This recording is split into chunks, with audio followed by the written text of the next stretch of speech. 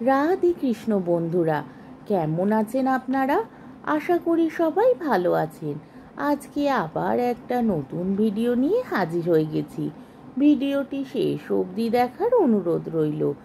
আজকের গল্প প্রেমেন্দ্র মিত্রের পুনর্মিলন। আজকে গল্পের দ্বিতীয় পর্ব।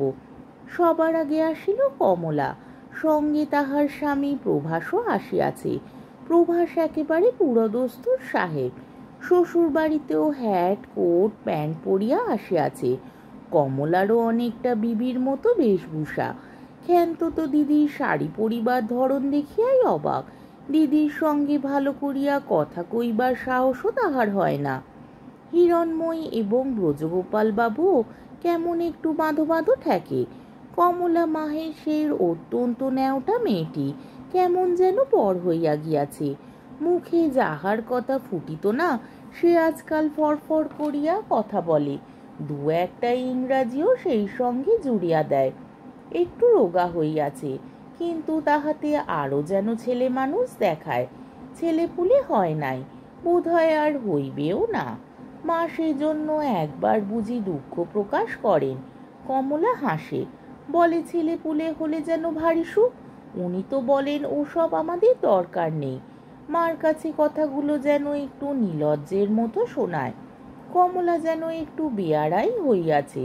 বাপ মার সামনে স্বামীকে দেখিয়া ঘুমটা তো দেয়ই না, স্বচ্ছন্দে কথা বলে।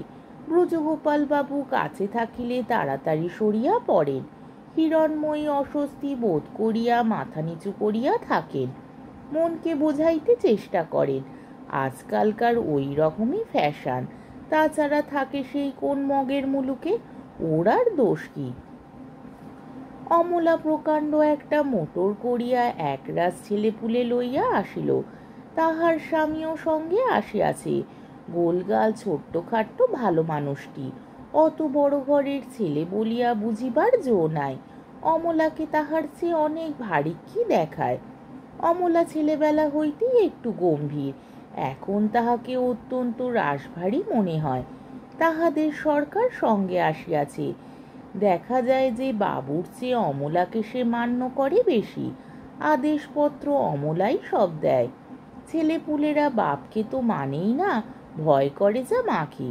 অমলা আসিয়াই কাজকর্মের ভার নিজের স্কন্ধে তুলিয়া লয়। ব্যাপারটা অত্যন্ত স্বাভাবিকভাবে ঘটিয়া যায়। খানিক বাদে বরং মনে হয় যে অমলা না আসা পর্যন্ত কাজকর্ম যেন মোটেই সুশৃঙ্খলার সহিত চলিতেছিল না। সে না থাকিলে সব যেন গোলমাল হইয়া যাইত, এমন সন্দেহও হয়। হাঁকডাক করিয়া ফাই ফরমাস দিয়া অমলা সকলকে ব্যস্ত করিয়া তুলিল। এছেড়া মান্দাত্তার আমলের সামিয়ানা কে এনেছে? বিনোদ বুঝি? যাও ফিরিয়ে দিয়ে এসো। বিনোদ ক্ষান্তর স্বামী। কাপড়ের অভাবে চওড়াপাড় একটা শাড়ি পরিয়া সে কাজ দিয়া যাইতেছিল বোধহয় রান্নার জায়গায়। রসুই বামুনদের সঙ্গে ইতিমধ্যে সে বেশ ভাব জমাইয়া লইয়াছে। গোপনে গোপনে দুই এক ছিলিম চলিয়াছে বলিয়াও বোধ হয়। বিনোদ দাঁড়াইয়া পড়িয়া একটু রসিকতা করিবার চেষ্টা করিল। ও ছেঁড়া নয় বর্দি, ও সব হলো সামিয়ানার জানলা। আজকালকার ফ্যাশন জানো না? অমলা গম্ভীরভাবে বলিল, তুমি এখনই ফেরত দিয়ে এসো।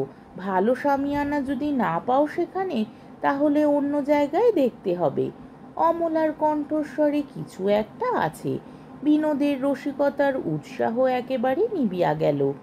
ঘাড় কামানো মাথাটা বার কয়েক চুলকাইয়া রান্নাঘরের লোক ত্যাগ করিয়া সে সামিয়ানা বদলাইতে শেষ পর্যন্ত বাহির হইল। অমলার হাতে তাহার মা বাপেরও নিস্তার নাই। কই মা, তোমার পুরুষ ঠাকুর কই? আর তুমি ওই কাপড় পরে আছো যে বড়, সে গরদখানা কি হলো? মা একটু হাসিয়া বলেন, এও তো বেশ শুদ্ধ কাপড় বাবু, আর সে গরদ পড়ে না। কেন পড়ে না শুনি? কে বলেছে তোমার ও কাপড় শুদ্ধ? ওসব বিদেশি সস্তা কাপড়, কি থেকে তৈরি হয় কি জানে। না না, তুমি গরদ বার করে আনো, না হলে আমার ট্যাঙ্কে একটা আছে, দেবো এনে। মাকে কাপড় বদলাইতে যাইতে হয়। অমলার কর্তৃত্ব সকলেই সহজে আনন্দে মানিয়া লয়। তাহার আদেশে জবরদস্তি আছে, কিন্তু অহংকার নাই। কিন্তু একজনের একটু খারাপ লাগে। এ বাড়ির ভিতর সামান্য একটু অশান্তির বীজও অঙ্কুরিত হইবার উপক্রম হয়। অমলা মাঝের ঘরে ঢুকিয়া বলে, হ্যাঁ রে কমলি, তোদের সঙ্গে ওই যে বেয়ারা এসেছে ও কি জাত? কমলা হাসিয়া বলে, কি জাত কে জানে, ও মাদ্রাজি। মাদ্রাজিদের কি জাত নেই? থাকবে না কেন, সে খোঁজ করিনি। ওমা, জাত জানিস না অথচ ঘরদোর সব ছুঁয়ে টুয়ে বেড়াচ্ছে, কিছু বলিসনি? তাতে কি হয়? হয় হয় রে পাগলি, হিন্দুর বাড়িতে দোষ হয়। আমরা তো তোর মতো খ্রিস্টান হইনি। তবে আজকের মতো বাইরের ঘরে থাকতে বলে দিস, পুজো আচ্ছা দিন, বুঝেছিস?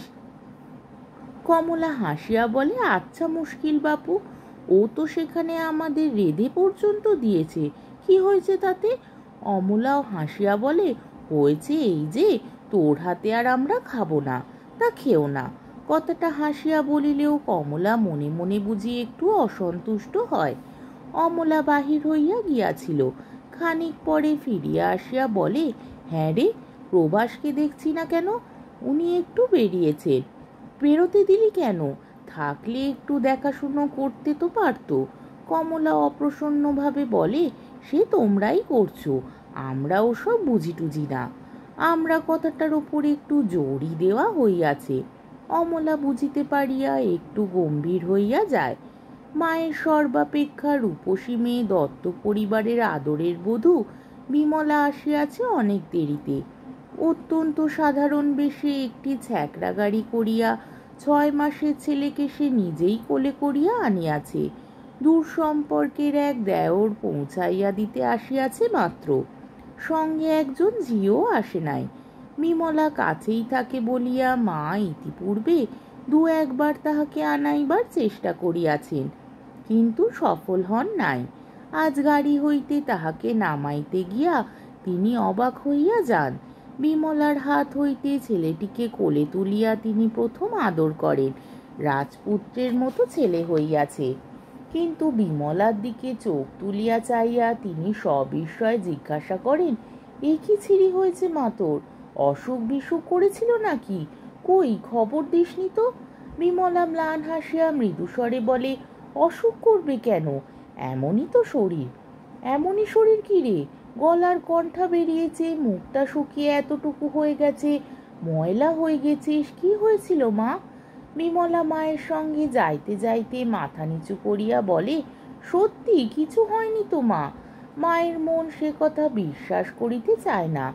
বিমলার গলার স্বর পর্যন্ত যেন পরিবর্তিত হইয়া গিয়াছে, কেমন যেন সংকুচিত ভাব। মা মনে মনে অত্যন্ত উদ্বিগ্ন হইয়া ওঠেন, কিন্তু সকল কথা জিজ্ঞাসা করিবার সময় এখন নাই। মনের অশান্ত উদ্বেগ চাপিয়াই তাহাকে রাখিতে হয়।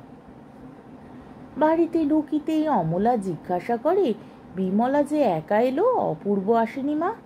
মা বিমলার কথা ভাবিতেই এত তন্ময় ছিলেন যে এই ব্যাপারটা লক্ষ্যই করেন নাই। বলেন, তাই তো। তাহার পর বিমলাকে জিজ্ঞাসা করেন, অপূর্ব এলো না কেন রে? বিমলা মৃদুস্বরে বলে, তিনি বোধহয় আসতে পারবেন না, অনেক কাজ। অমলা একটু হাসিয়া বলে, কাজ তো ব্যাংকের চেক সই করা, তুই যেমন বোকা মেয়ে, জোর করে ধরে আনতে পারলি নে। বিমলা মৃদু একটু হাসে মাত্র, উত্তর দেয় না। আজকের পর্বটি এখানেই শেষ হলো। আমার ভিডিওটি যদি আপনাদের ভালো লেগে থাকে তাহলে আমাকে কমেন্টের মাধ্যমে আপনাদের মূল্যবান মতামত অবশ্যই জানাবেন এবং আমার ভিডিওটিকে লাইক ও শেয়ার করার ও আমার চ্যানেলটিকে সাবস্ক্রাইব করারও অনুরোধ রইল। তাহলে আজকের ভিডিওটা এই অবধি। পরের দিন আবার এই গল্পেরই 3য় পর্ব বা শেষ পর্ব নিয়ে হাজির হয়ে যাব। ততক্ষণ পর্যন্ত আপনারা সবাই ভালো থাকবেন, সুস্থ থাকবেন, সাবধানে থাকবেন এবং আমার ভিডিওটি দেখতে থাকবেন। তাহলে আজকে আসি। রাধে কৃষ্ণ।